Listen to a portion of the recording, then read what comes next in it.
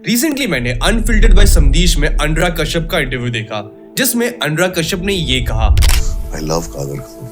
यार Kader Khan was a genius. It's like I really think ये सब लोग करते रहते, कादर खान को लाइफ टाइम अचीवमेंट क्यों नहीं मिला? तो भाई उनको इंडस्ट्री ने ड्यू नहीं दिया। और मेरे दिमाग में भी यही सवाल आया कि ये इंडस्ट्री कादर खान जैसे मल्टी टैलेंटेड इंसान के बारे में बात क्यों नहीं करता। कादर खान जिन्होंने 300 भी ज्यादा फिल्म्स में काम किया है, 250 मूवीज में आइदर उन्होंने as a screenplay writer या फिर डायलॉग राइटर का काम किया है। एक ऐसे इंसान जिनके पास दौलत शोहरत दोनों थी, बहुत सारा नॉलेज था, जिन्हें लोग दिल से प्यार करते थे और ये पूरी इंडस्ट्री उन्हें मानती थी। उन्हें ये इंडस्ट्री भूल कैसे गई? चलिए आज हम इस वीडियो में जानेंगे about the multi talented legend Kader Khan, the man who deserved better. Kader Khan ji की जिंदगी के बारे में जानने से पहले तुम इस चैनल को जरूर सब्सक्राइब करना, क्योंकि तुम में से काफी लोगों ने हमें सब्सक्राइब नहीं किया है। हम ऐसे वीडियोस हर हफ्ते तुम्हारे लिए लाते रहेंगे।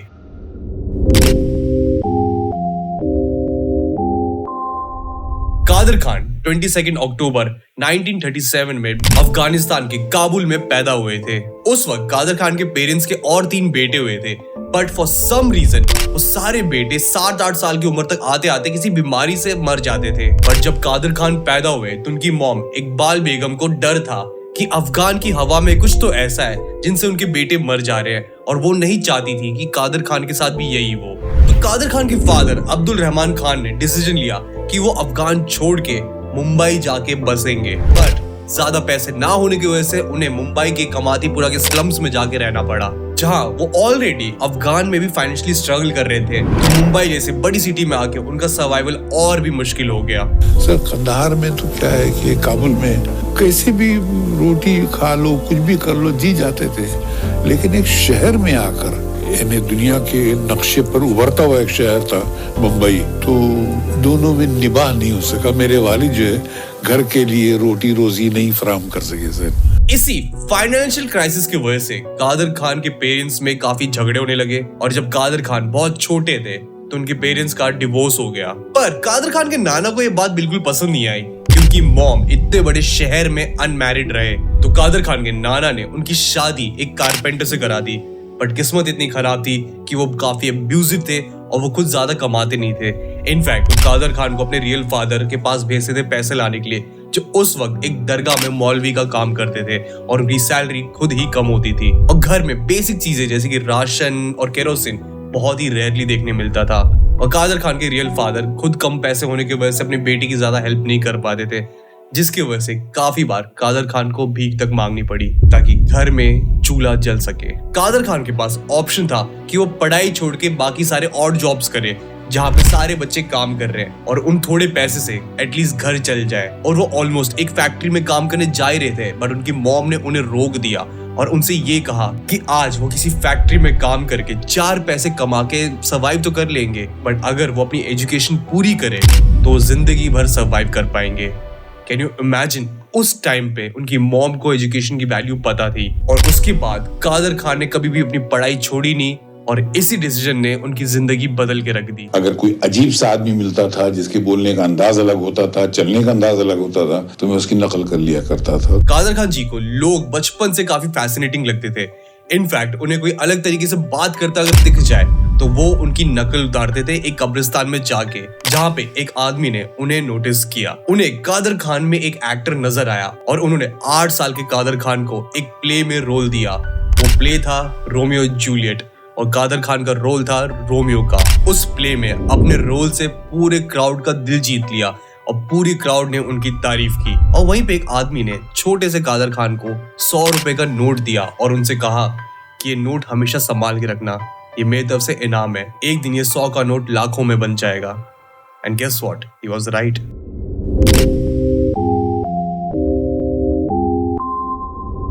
कादर खान जी अपना हाई स्कूल खत्म करके इंजीनियरिंग पढ़ने इस्माइल यूसुफ कॉलेज में गए। वहां भी उन्होंने थिएटर ज्वाइन किया, या फिर ये कह सकते हैं कि उन्हें थिएटर ज्वाइन करवाया गया, क्योंकि थिएटर वालों को उनका परफॉर्मेंस काफी ज्यादा ही पसंद आया, और उन्हें जो रोल ऑफर किया गया था वो काफी अधूरा सा लगा उन्हें। तो उन्होंने प्ले के डायरेक्टर को जाके बोला कि क्या वो इसमें चेंजेस कर सकते हैं। डायरेक्टर ने उन्हें अलाउ किया, और उन्होंने जाके उस प्ले को जिस वे में लिखा डायरेक्टर खुश हो गए और उन्होंने उस प्ले को उनके नाम पे कर दिया। उस प्ले का नाम था ताश के पत्ते, जो सबको बहुत ज्यादा ही पसंद आया। बट कादर खान जी थिएटर में इंटरेस्टेड बिल्कुल भी नहीं थे। इनफैक्ट जैसी उनकी इंजीनियरिंग खत्म हुई, उन्होंने जाके एक जॉब ज्वाइन कर ली। बट किस्मत इतनी खराब थी कि वो जॉब उनके हाथ से चली गई, क्योंकि किस्मत ने उनके लिए कुछ और लिख के रखा था। उन्हीं के कॉलेज के प्रिंसिपल ने उन्हें अहमद साहू सिद्दीकी कॉलेज में एक टीचर का जॉब ऑफर किया, जहाँ पे उनका काम था कि वो बच्चों को अप्लाइड मैकेनिक्स जैसे सब्जेक्ट पढ़ाएंगे। मैंने जब पढ़ाना शुरू किया तो लड़कों को मजा आने लगा, मैं भी और दिल लगा के पढ़ने लगा, और सर ऐसा पढ़ाने लगा जैसे मैं आपसे अभी बात कर रहा हूँ, ऐसे ही पढ़ाने लगा। इनफैक्ट वो इतने अच्छे थे टीचिंग में कि अप्लाइड मैकेनिक्स जैसे बोरिंग सब्जेक्ट को वो बहुत ही इंटरेस्टिंग वे में पढ़ाते थे, और उन्हें बेस्ट टीचर ऑफ महाराष्ट्र का अवार्ड तक मिला था। और फाइनली उसी कॉलेज के वो थिएटर में प्लेस फिर से लिखने लगे, जहाँ वो प्लेस में परफॉर्म भी करते थे, उन प्लेस को वो डायरेक्ट भी करते थे, और वो प्लेस को वो लिखते भी थे। और सिर्फ उनके प्लेस को देखने के लिए बाहर से लोग आने लगे थे, और उनमें से कुछ नाम थे नरेंद्र बेदी और दिलीप कुमार।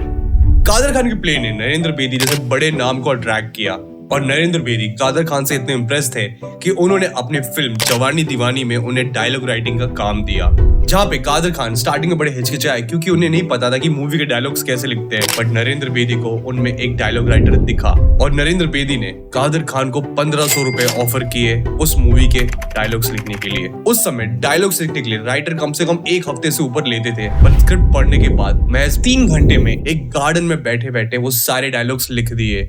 तब मैं किनारे में बैठ के डायलॉग लिखने बैठ गया, तो कभी कभी बीच में फुटबॉल आके लगते भी जाते थे, और मतलब फुटबॉल की चोट खाता जाता था और डायलॉग लिखता जाता था। 3 घंटे में काम पूरा हो गया।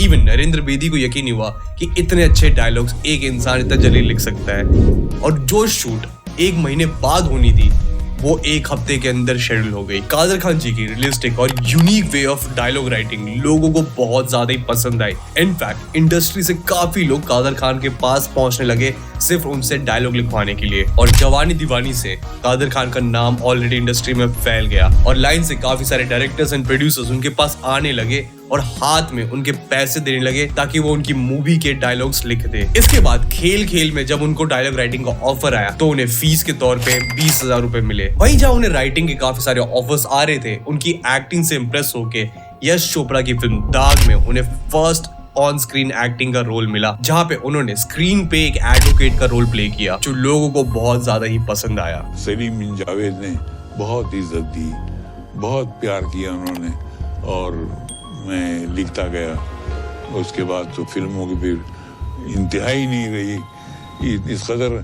फिल्मों का काम किया। कादर खान जी को कई सारे फिल्म्स में राइटिंग ऑफर आता रहा, बट इसमें से सबसे ज्यादा इंटरेस्टिंग कहानी है मनमोहन देसाई की। मनमोहन देसाई ने कादर खान का नाम कई बार सुना था, तो वो कादर खान को बुला के उनसे कहते हैं कि तुम मेरे फिल्म का क्लाइमैक्स लिखोगे, अगर मुझे वो क्लाइमैक्स पसंद आया तो मैं तुम्हें सर पे बैठाऊंगा, बट अगर मेरे को बिल्कुल भी पसंद नहीं आया तो मैं तुम्हारे सामने वो स्क्रिप्ट फाड़ दूंगा। कादर खान ने इस चीज को as an insult and challenge दोनों वे में लिया, और रात भर जाके उन्होंने सीन को लिख के फिनिश किया, और सुबह जाके उन्होंने मनमोहन देसाई को जब वो दिखाया तो मनमोहन देसाई बहुत ज्यादा शॉक हुए। वो पहले बिलीव नहीं कर पाए, बट बहुत ज्यादा इम्प्रेस हुए, और उन्होंने कादर खान को अपनी फिल्म के डायलॉग लिखने का ऑफर दिया, और उनसे पूछा कि वो डायलॉग राइटिंग के कितने पैसे लेंगे।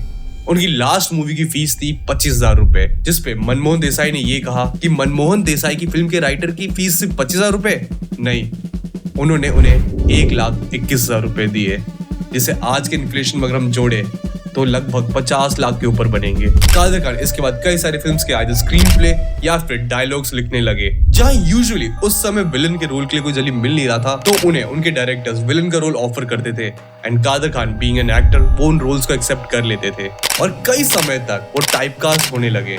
इनफैक्ट एक इंसिडेंट है जहाँ पे कादर खान के बच्चों को कॉन्स्टेंटली स्कूल में चिढ़ाया जाता था कि तुम्हारा बाप तो विलन है, जिसपे उनका झगड़ा भी हुआ, और कादर खान जी को ये बात का बहुत काफी बुरा लगा, और उन्होंने डिसाइड किया कि वो कभी विलन का रोल प्ले नहीं करेंगे। साउथ की फिल्म उरुकी मुनागडू का जब रीमेक बनना था तो उनके डायरेक्टर का सिर्फ एक कंडीशन था कि इस फिल्म के डायलॉग्स बिल्कुल चेंज नहीं होंगे, बट कादर खान जो उसके डायलॉग राइटर्स थे उन्होंने बोला कि मैं अपने कंडीशन पे काम करूंगा, तो उन्होंने बैठ के उस फिल्म को हिंदी में अडैप्ट किया, और डायरेक्टर राघवेंद्र राव उनकी राइटिंग से इतना इम्प्रेस हुए कि उन्होंने उनसे पूछा कि इस फिल्म में जो मुनीम जी है क्या तुम उसका रोल प्ले करोगे, जिसपे उन्होंने एक्सेप्ट किया। वो फिल्म थी हिम्मत वाला, जो उनके करियर का पहला कॉमिक रोल बना। कैसे मथुरा का पेड़ा बनता जा रहा है, मिठास मिठास में अपनी सारी शर्तें मनवाता जा रहा है।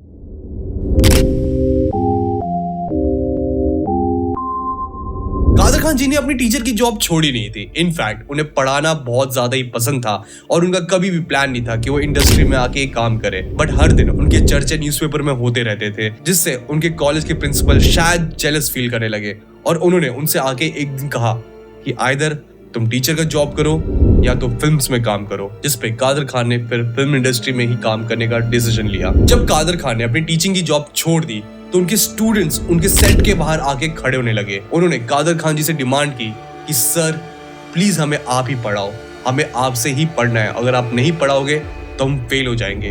कादर खान जी उस टाइम ऑलरेडी शूट पे पूरा दिन बिताते थे या फिर राइटिंग में पूरा दिन उनका निकल जाता था, बट स्टूडेंट्स की डिमांड को कैसे डिनाई करें। तो उसके बाद वो रात के 12 से लेके सुबह के 5 बजे तक स्टूडेंट्स को पढ़ाते थे और वो सारे के सारे स्टूडेंट्स फर्स्ट डिवीजन पास हुए। नहीं नहीं नहीं नहीं नहीं नहीं नहीं नहीं मैं नहीं छोड़ूंगा, मैं कोर्ट जाऊंगा और अगर वहां सुनवाई होगी तो हाई कोर्ट जाऊंगा, इंसाफ का तराजू हिला के रख दूंगा। कादर खान जी कई सारी फिल्म्स में लगातार नजर आए, अलग अलग टाइप के रोल में। उनकी एक्टिंग में बहुत ज्यादा ही वर्सेटाइलिटी थी और उन्होंने ऐसे कई सारे बड़े बड़े फिल्म्स के स्क्रीन प्ले या फिर डायलॉग्स लिखे, जैसे कि अमर अकबर, एंथनी, कूली और ना जाने क्या क्या। लिस्ट बहुत ही लंबी है। पर अगर हम आज की जनरेशन की बात करें तो आज की जनरेशन कादर खान जी को डेविड धवन और गोविंदा के साथ कोलैबोरेशन की वजह से जानती है। 1992 में नए डायरेक्टर डेविड धवन के साथ कादर खान जी ने फर्स्ट टाइम काम किया, जहां वो बोल राधा बोल में नजर आए। फिर उसके बाद कादर खान जी राजा बाबू में भी नजर आए। कूली नंबर 1 में उन्होंने डायलॉग्स लिखे भी और उस फिल्म में एक्ट भी किया, और दूल्हे राजा में भी उन्होंने लाइंस लिखे थे। और सलमान खान की जुड़वा उन्होंने उसका स्क्रीन पे लिखा भी था और साथ में उसके डायलॉग्स लिखे भी थे, और इनकी कॉमिक राइटिंग की दुनिया दीवानी बन गई। ऐसे ही करते करते उन्होंने लगभग डेविड धवन के साथ 15 फिल्म्स की और गोविंदा के साथ 41 फिल्म्स किए।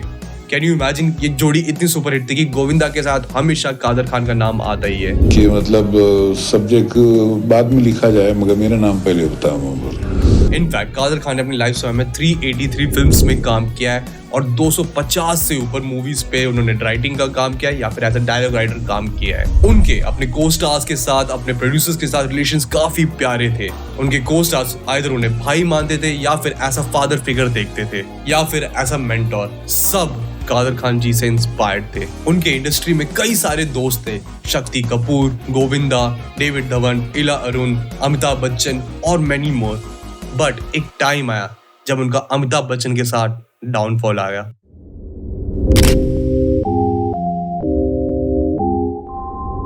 कहा जाता है कि अमिताभ बच्चन को स्टार बनाने में अगर किसी का हाथ है तो वो है कादर खान, जहां उनकी मेजॉरिटी ऑफ फिल्म्स में डायलॉग्स कादर खान जी ने ही लिखे थे, एंड इवन वो डायलॉग डिलीवरी कादर खान जी ने ही उनको जाके सिखाया था। अमिताभ बच्चन की एंग्री यंग मैन और सदी के महानायक की, उसमें बहुत बड़ा योगदान जो है संवादों का है, जो कादर खान ने लिखे उनके लिए। और कादर खान बाकायदा उन्हें देखकर, उनकी शख्सियत को देखकर, उनके किरदार को देखकर डायलॉग लिखते थे। फिल्म था मुकद्दर का सिकंदर, जहाँ पे क्लाइमैक्स के टाइम अमिताभ बच्चन को डायलॉग डिलीवरी में इश्यूज हो रहे थे, तो कादर खान जी ने जाके वो सारे डायलॉग्स एक कैसेट में रिकॉर्ड करके उन्हें दिया और उन्हें कहा कि इसे जाके प्रैक्टिस करो। अमिताभ बच्चन जी ने रात भर उन डायलॉग्स को प्रैक्टिस किया और फिल्म में एक परफेक्ट डायलॉग डिलीवरी दी, जो मूवी का सबसे बड़ा हाईलाइट बना।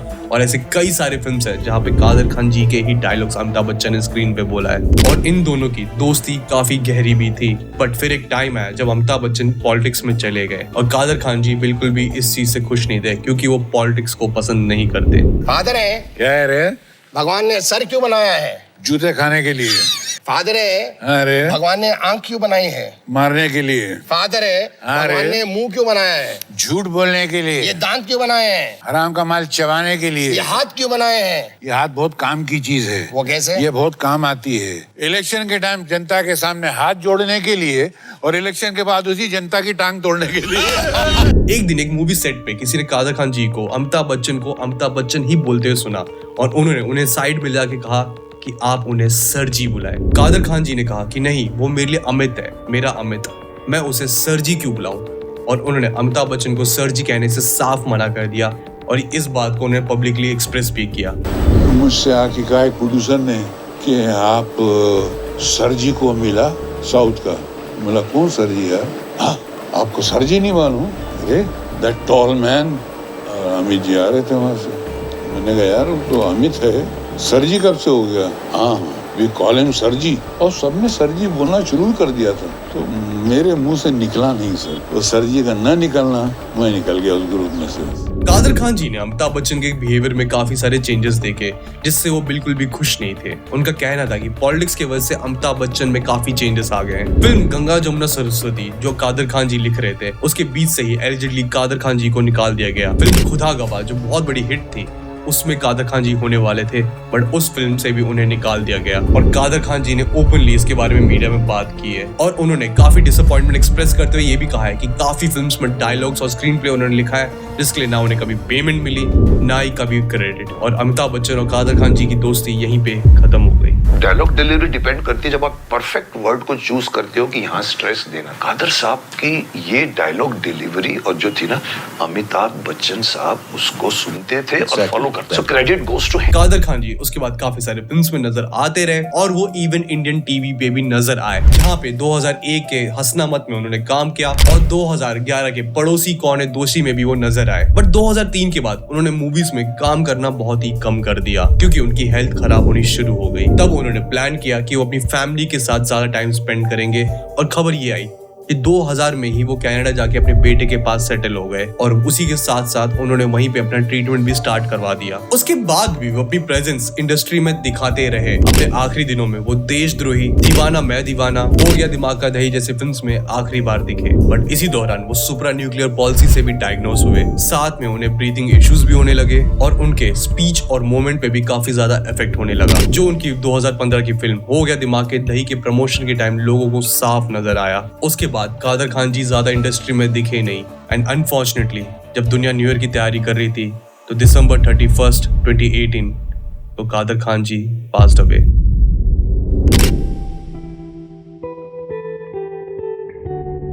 आप सब कुछ कर सकते हैं, वो आपको अपने अंदर कैरेक्टर को ढालना पड़ेगा, और जो भी करें आप सच्चाई से करें। वो सच्चाई जो है वो सबसे बड़ा हथियार होता है। अपने आखिरी दिनों में कादर खान जी का सबसे बड़ा कंप्लेन ये था कि जिस इंडस्ट्री में उन्होंने इतना बड़ा कंट्रीब्यूशन दिया है, वही इंडस्ट्री उनके आखिरी दिनों में उन्हें भूल गई। उनके आखिरी दिनों में उनके सो कॉल्ड करीबी लोगों ने उनकी हालत के बारे में उनसे पूछा भी नहीं, और वो खुद को काफी अकेला भी महसूस करने लगे थे। उन्होंने अपने आखिरी दिनों में अपने बेटे को ये कहा कि इस दुनिया में किसी भी चीज के बदले कोई भी चीज एक्सपेक्ट मत करना। मेरे वालिद साहब को एक बहुत अमीर, बहुत पैसे वाले आदमी थे, मगर असलियत में लोग जानते थे वो फकीर की तरह थे। उनको ना दुनिया की ज्यादा चीजों की शौक था, ना कुछ था। वो क्या बोलेंगे, हमारे से काफी लोग इंडियन 100 रुपए में भी आज जी नहीं सकते, मगर 100 रुपए में 3 वक्त खाना तक खा सकते हैं। वो ऐसे आदमी थे। फिल्म मेकर केसी बोडाडिया, शक्ति कपूर और राजा मुराद ने ओपनली ये कहा कि कादर खान जी जब अपने करियर के सबसे बेस्ट पे थे, तो पूरी इंडस्ट्री ने उन्हें पूछा, उनकी तारीफ की, उनकी वाहवाही की,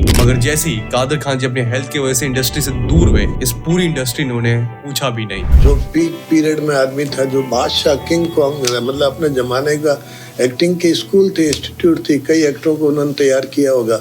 अपने साथ वाले किसी एक्टर को कभी कॉम्प्लेक्स नहीं दिया, उसको पलट के किसी ने देखा भी नहीं। बट उनके डेथ के बाद सब ने कंडोलेंसेस दिए, जैसे कि गोविंदा जो उन्हें अपना फादर फिगर मानते थे, जिस पे उनके बेटे सरफराज ने ये स्टेटमेंट दी कि गोविंदा जी ने काफी सारे फिल्म्स उनके साथ किए, और उन्होंने खुद ओपनली कहा है कि वो उन्हें फादर फिगर मानते हैं, पर जीते जी कभी भी उन्होंने उनका हाल चाल नहीं पूछा, और उनकी डेथ के बाद ना ही उन्होंने उनके बेटों को कॉल तक किया। उनके आखिरी दिन में उनके बेटे सरफराज ने जब उनसे जाके पूछा कि आप इस इंडस्ट्री में सबसे ज्यादा किसे मिस करते हैं, तो कादर खान जी ने कहा कि वो अपने दोस्त अमिताभ बच्चन को मिस करते हैं। सरफराज ने बात मीडिया को भी आगे बताई, और उन्होंने कहा कि उनके फादर आखिरी दिनों में अमिताभ बच्चन जी को याद करते रहे, और उनके दिल में हमेशा उनके लिए इज्जत थी, और उन्हें पता है कि अमिताभ बच्चन के दिल में भी उनके लिए इज्जत है, और ये फीलिंग म्यूचुअल है। कादर खान जी के जाने के बाद 26 जनवरी 2019 को उन्हें पद्मश्री अवार्ड किया गया, बट शायद काफी देर नहीं हो गई।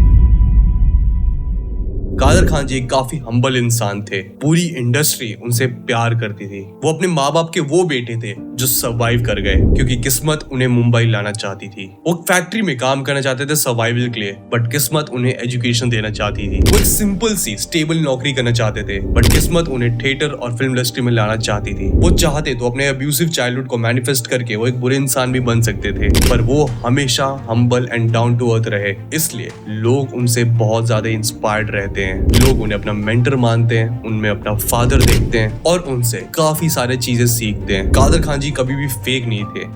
अगर उन्हें कोई चीज पसंद आती थी तो वो हमेशा उसकी तारीफ करते थे, और अगर उन्हें कोई चीज पसंद नहीं आती थी तो वो चीज वो मुंह पे जाके बोलते थे। कादर खान जी वो इंसान थे जिनमें बहुत ज्यादा ही टैलेंट था और उनकी लोग बहुत ज्यादा ही इज्जत करते थे, चाहे वो उनके स्टूडेंट्स हो, चाहे वो फिल्म मेकर्स हो या फिर उनकी फिल्म देखने वाली जनता। उनके काम के फैंस हमेशा रहने वाले, और शायद हमें उनको इस चीज के लिए हमेशा याद रखना चाहिए। इट्स सैड कि वो अपने आखिरी दिनों में अकेले थे और इस इंडस्ट्री ने उन्हें पूछा नहीं, because yes he deserve better, पर हम उनके लेगेसी को हमेशा के लिए याद रखेंगे। जिस भी डायलॉग को सुनने के बाद फिल्म को देखते देखते अगर आपकी आंख में आंसू भर आए तो आप जीत गए। एक और दूसरा, चेहरे पे थोड़ी सी मुस्कुराहट आती है। तो ये था वीडियो उस इंसान के बारे में जो काफी मल्टी टैलेंटेड थे और काफी इंस्पायरिंग थे। जब मैं इनके बारे में रिसर्च कर रहा था तो मेरे को ऐसी ऐसी बातें पता चली जो मेरे को खुद इंस्पायर की। तुम्हें कादर खान जी का कौन सा काम ज्यादा पसंद है? वेल मुझे कमेंट सेक्शन में जरूर बताना। और तुम्हारा क्या ओपिनियन है कादर खान जी के आखिरी दिनों के बारे में? वेल वो भी मुझे कमेंट सेक्शन में जरूर बताना। एंड वेल अगर तुम चैनल पे नए हो तो इस चैनल को सब्सक्राइब करना बिल्कुल